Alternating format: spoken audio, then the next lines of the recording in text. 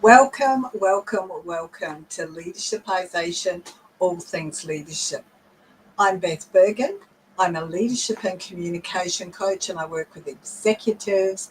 I work with business managers, people managers, and I often work with their teams as well. And I'm here most every Tuesday at around about this time. I'm just going to adjust that because I've been having some problemos with my camera. Never mind. So, personal branding. Personal branding, this came up recently with a number of clients. And so, over this week and next week, what I want to look at is what is it? What is it? Why might I need it? And how can I go about getting it? And then what can I make sure that I'm managing so that I don't muck it up?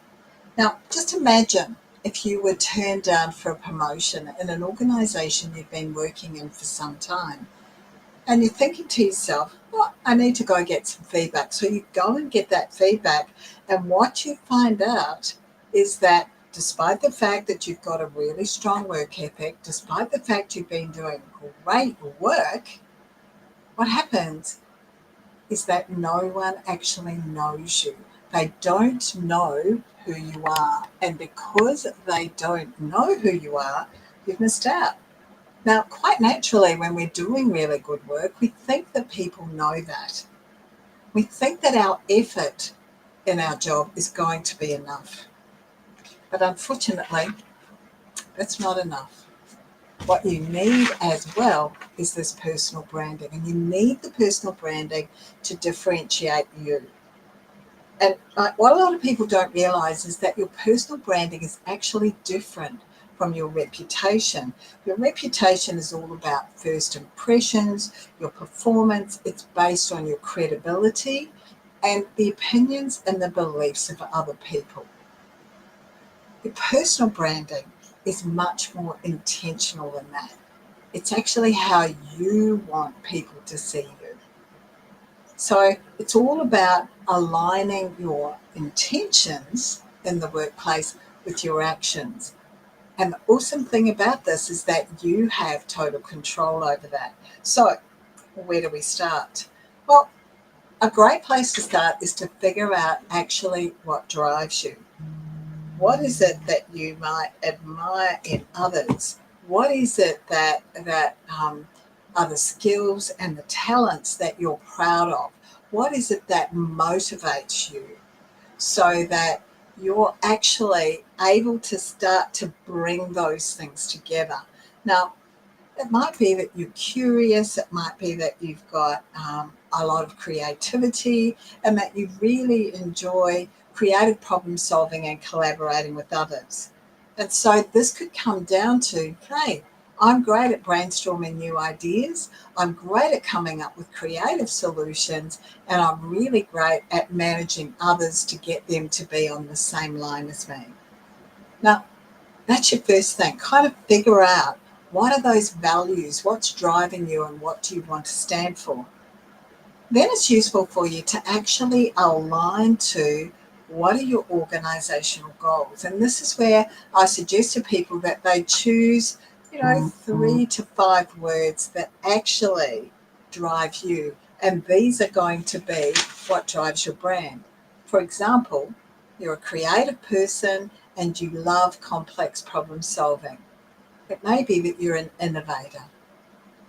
But note when you look around, once you've decided on this, note what specific traits or what specific behaviours you might need to continue to develop and consistently demonstrate to be seen as that innovator. Not just about giving yourself a label and then going, oh, everyone will see me as that innovator. It's actually about you working really hard to get behind that, to learn the specific traits and to demonstrate those specific traits and behaviours where you give yourself that label, that title, that name. This is how you want to be known. The third aspect of what you need to do is to actually begin to map out the stakeholders. And this is the people, this is getting you starting to kind of showcase for yourself the wider audience that you want to be able to demonstrate your skills to. This is you showcasing to those people, and they need to be the right people. Are they the key decision makers? Are they the people who are in the best position to be able to influence? Now, when I'm working with clients, I call this your power base. And so there will be people who'll be your absolute advocates. They'll rave about you. They'll sponsor you. There'll be people who are your mentors. There'll be people who are supporters. There'll be people who may be your nemesis. You figure that they could be standing in your way. And then there are likely to be a whole lot of people in your power base that you know that you're invisible to. These are people that you want to be seen by. These are people that you'd like to shift somewhere into your power base. They might start out just being a supporter, and then they could move up to a higher level. But these are people you know are aware of you and the work that you do and what you stand for, and they'll get behind you when you need them in any kind of promotion or recruitment.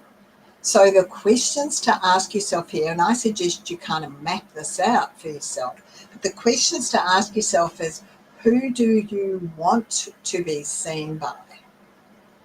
Right? There are those people that already fit into advocates, mentors, sponsors, supporters, and even some of those nemesis people. But it then becomes, who do I want to be seen by? Now, with all of these people, it's about knowing and understanding who. I'll start again. With all of these people, it's about you knowing and understanding their role in the organization. Their role, because this is about you showcasing yourself to that wider audience of the right people.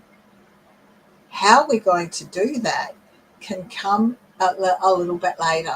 We'll touch on it in a moment, but there are many different strategies you can put in place. So once you've got that kind of power base mapped out, it then becomes, how do I start to make myself visible?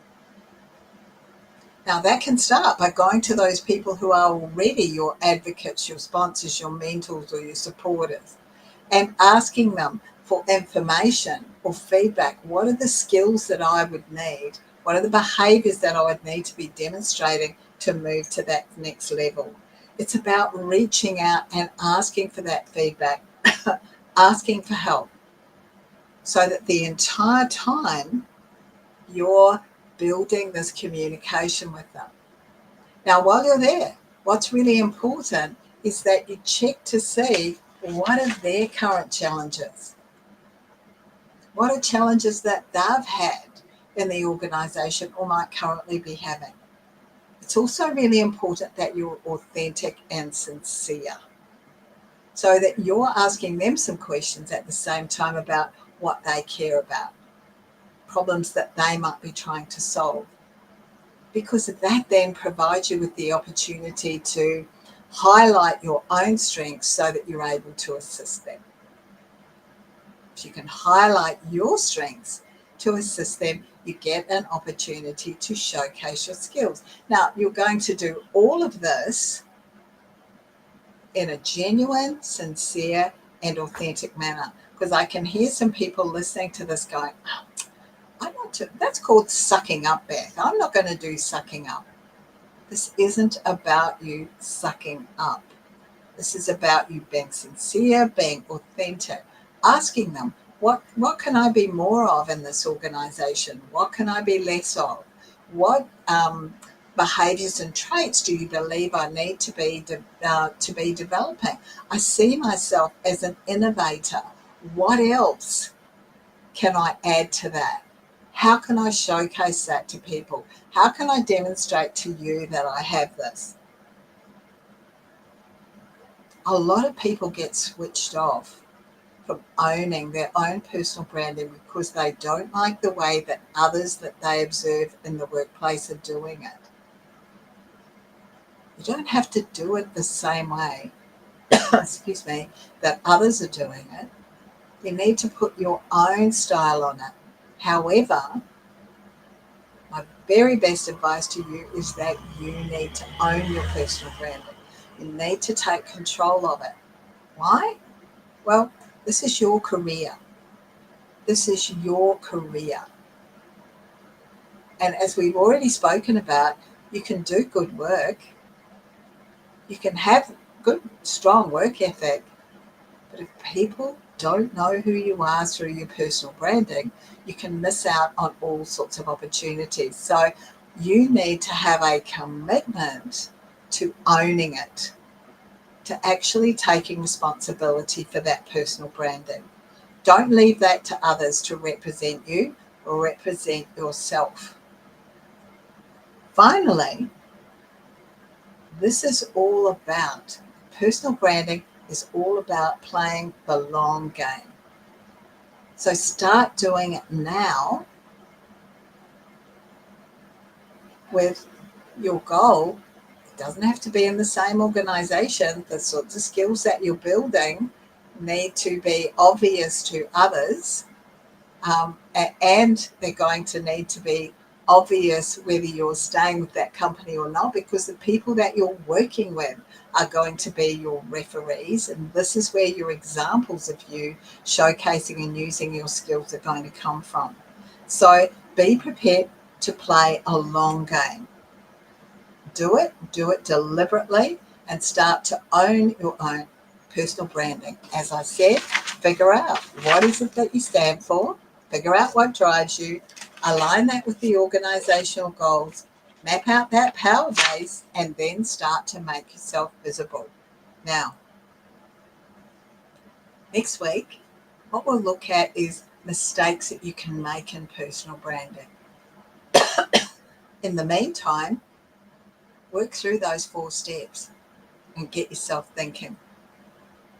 Thank you. If you've got any questions or comments, please note them there and I'll get back to you.